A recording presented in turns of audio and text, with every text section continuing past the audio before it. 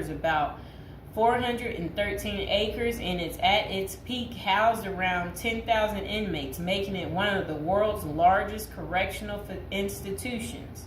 A diverse inmate population is held inside Rikers, and most prisoners are there temporarily awaiting trial, serving short sentences, or awaiting transfers to other facilities.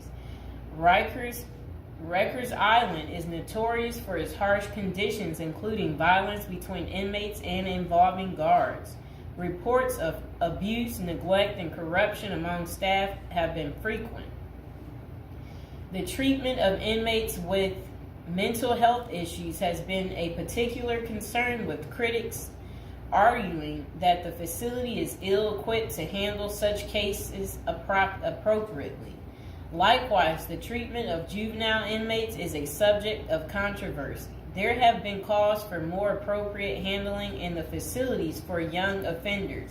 Numerous lawsuits and human rights investigations have targeted the conditions at Rikers Island, often focusing on issues like solitary confinement, the use of force by guards, and the prolonged detention of inmates awaiting trial. Now would be a good time to like the video, to subscribe.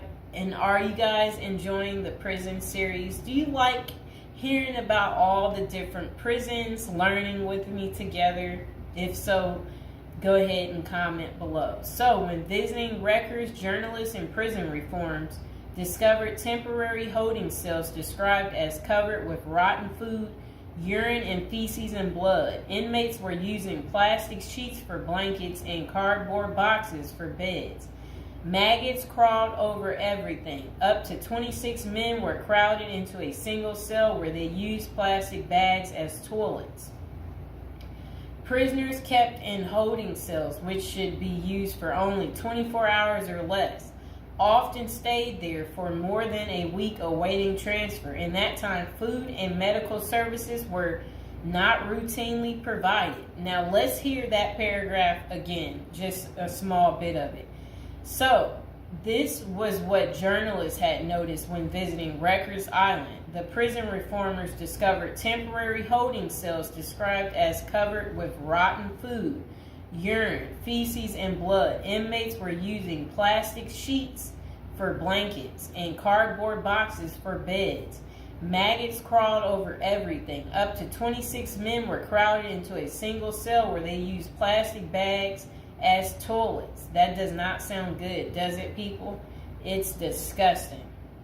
So over the years, there have been various attempts to reform Rikers Island, focusing on improving conditions, reducing violence, and providing better mental health care. Amid mounting pressure, activists and political leaders have urged the city to close Rikers Island. In 2019, the New York City Council voted to close the jail completely by 2026, intending to replace